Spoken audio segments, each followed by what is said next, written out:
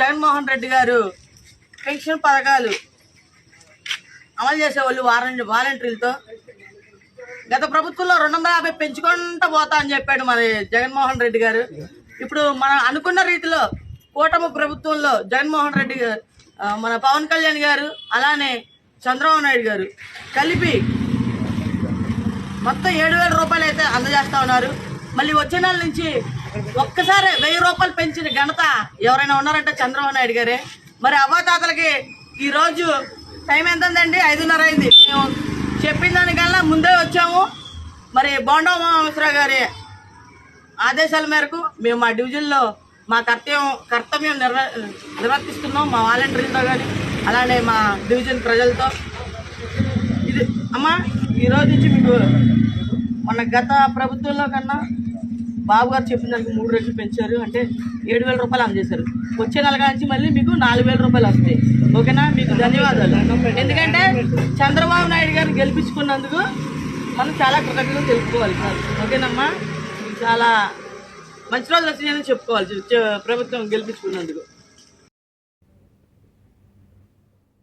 పాపం పెన్షన్ తీసుకునే ఆ పెద్దామె కళ్ళల్లో అసలు సంతోషమే లేదు. ఆ మొహంలో చిరునవ్వే కనిపించట్లేదు. కానీ పెన్షన్ ఇస్తున్నారు, ఆమెకు కావాల్సిన డబ్బు ఆమెకి ఇస్తున్నారు. అయినా కానీ ఆమె కనీసం నవ్వను కూడా నవ్వలేకపోతుంది. అది ఎందుకనేది ఆమెకు మాత్రం తెలుసు. ఆమె ఇప్పుడు ఎవరన్నా డబ్బులు ఇస్తున్నారంటే సంతోషంగా ఉంటారు కదా, సంతోషంగా లేరు అని అంటే కొంచెం కామన్ సెన్స్ ఉన్న ఎవరికైనా ఏమనిపించింది? ఇష్టం లేదేమో అనిపించింది. ఇష్టం లేదేమో అంటే డబ్బు ఇష్టం లేదని కాదు, అది ఎవరి చేతుల మీదుగా తీసుకుంటున్నాము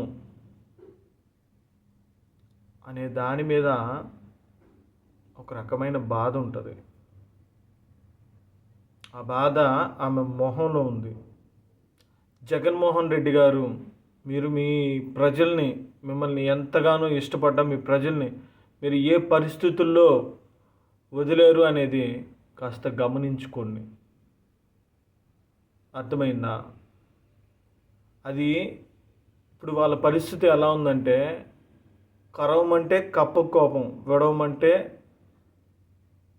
పాము కోపం అన్న పరిస్థితుల్లో వాళ్ళని మీరు పెట్టారు. అంటే అటు పెన్షను తీసుకోలేరు, ఇటు తీసుకోకుండా ఉండలేరు. ఎందుకంటే వాళ్ళ జీవనాధారమే ఆ పెన్షన్.